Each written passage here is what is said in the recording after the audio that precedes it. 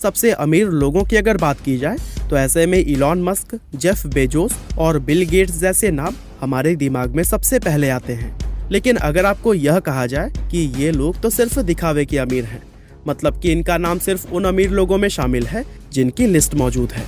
हालांकि क्या आपने कभी यह सोचा है कि इंग्लैंड की रॉयल फैमिली और सऊदी अरबिया के शेख या फिर प्रिंस का नाम हमें सबसे अमीर लोगों में क्यों नहीं सुनाई देता?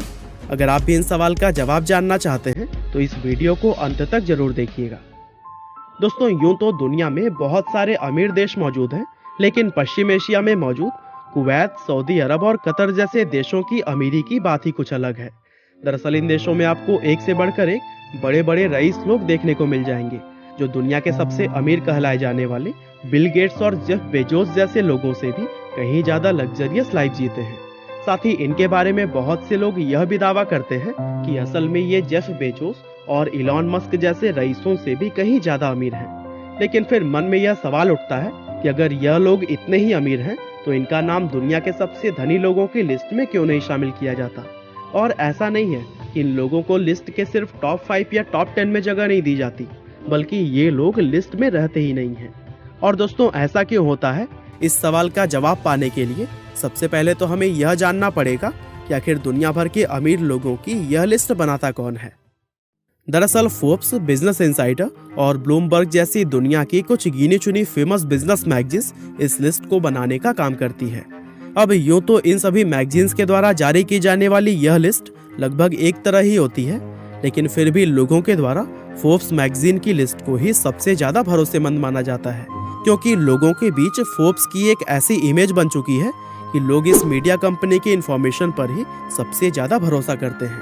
अब सवाल आता है कि फोर्ब्स दुनिया भर के अमीर लोगों की इतनी सटीक इंफॉर्मेशन लाती कहां से है? दरअसल यह सवाल फोर्ब्स से बहुत बार पूछा जा चुका है, लेकिन इस कंपनी के अधिकारी प्राइवेसी का हवाला देते हुए हमेशा ही जवाब देने में आनाकानी करते हैं।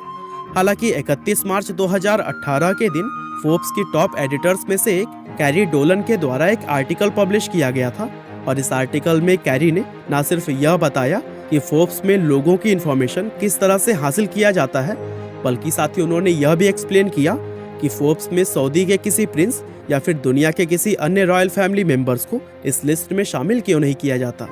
तो चलिए दोस्तों, सबसे पहले हम जानते हैं कि फोर्ब्स दुनिया भर के अमीर लोगों की यह इंफॉर्मेशन लाता कैसे है।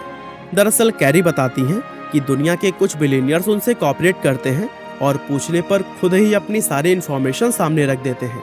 और इन बिलियनियर्स में बिल गेट्स, जेफ बेजोस और जकरबर्ग जैसे फेमस लोगों का नाम शामिल है। इसके अलावा जो लोग अपनी इंफॉर्मेशन फोर्ब्स को देने से इनकार कर देते हैं या फिर उनके साथ कोऑपरेट नहीं करते, उनके लिए फोर्ब्स में 50 से भी ज्यादा रिपोर्टर्स की एक पूरी टीम होती है। और इन रिपोर्टर्स का काम सबसे अमीर लोगों की नेटवर्थ का पता लगाना होता है। सबसे पहले तो फोर्ब्स संभावित उम्मीदवारों की एक लिस्ट बनाता है, और फिर रिपोर्टर्स लिस्ट में मौजूद कैंडिडेट के फैमिली मेंबर्स, फ्रेंड्स और एम्प्लॉयज के इंटरव्यू लेते हैं। साथ ही फोर्ब्स उस व्यक्ति के हर तरह के लेन देन, जैसे कि बिजनेस डील के होने, डील कैंसिल होने, संपत्ति के खरीदने या बेचने और किसी भी तरह के इन्वेस्टमेंट करने का पूरा ट्रैक रिकॉर्ड रखते हैं। यानी कि दूसरे शब्दों में अगर कहें तो ये रिपोर्टर्स उस व्यक्ति पर किसी जासूस की तरह अपनी नजर रखते हैं। लेकिन इतना सब कुछ करने के बाद भी फोर्ब्स के द्वारा जारी की जाने वाली लिस्ट हमेशा ही पूरी तरह से सही नहीं होती, क्योंकि लोगों की सटीक नेटवर्थ पता करना इतना आसान काम नहीं है। और पिछले कुछ सालों में ऐसा कई बार हुआ है कि फोर्ब्स की इस लिस्ट में होने वाली गलतियां लोगों के सामने आई हैं, लेकिन इन गलतियों के सामने आने के बावजूद भी लोगों के द्वारा फोर्ब्स को ही दुनिया की सबसे ज्यादा भरोसेमंद बिजनेस मैगजीन माना जाता है।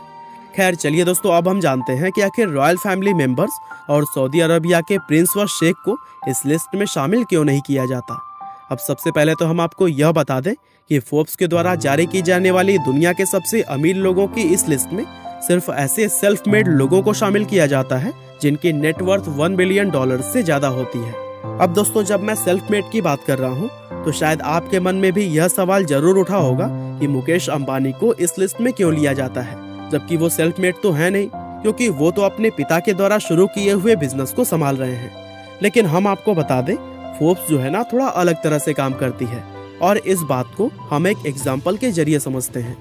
मान लीजिए कि एक व्यक्ति है जिसकी नेटवर्थ $20 बिलियन है। अब वो व्यक्ति अपनी इस दौलत को अपने 5 बेटों में बराबर बराबर बांट देता है, यानी कि अब उसका हर एक बेटा $4 बिलियन का मालिक है। लेकिन फोर्ब्स उस बिलियनियर्स के किसी भी बेटे को अपनी इस लिस्ट में शामिल नहीं करेगी, क्योंकि ये पैसा इन लोगों ने खुद नहीं कमाया, बल्कि ये इन्हें विरासत में मिला है। हाँ, अगर इनमें से कोई लड़का अपने इस $4 बिलियन को बढ़ाकर 10 या फिर $15 बिलियन तक ले जाता है, तो फिर फोर्ब्स उसको अपनी लिस्ट में जरूर ही शामिल कर लेगा। और दोस्तों, कुछ इसी नियम के तहत ही आज मुकेश अंबानी को इस लिस्ट में जगह दी जाती है, जबकि सऊदी के किसी भी प्रिंस या शेख को शामिल नहीं किया जाता। दरअसल सऊदी के प्रिंस या शेख लोगों के पास जो धन और दौलत है वो उनके फैमिली मेंबर से मिली हुई है, और इस संपत्ति का कोई एक मालिक नहीं होता, बल्कि ये पूरी फैमिली की ही विरासत होती है। इसके अलावा रिचेस्ट पीपल्स की लिस्ट में इन लोगों को शामिल न करने की एक वजह यह भी है कि सऊदी के इन शासकों की असली नेटवर्थ का पता लगाना लगभग नामुमकिन है, क्योंकि ये अपनी वेल्थ से संबंधित जानकारियां पूरी तरह से गुप्त रखते हैं।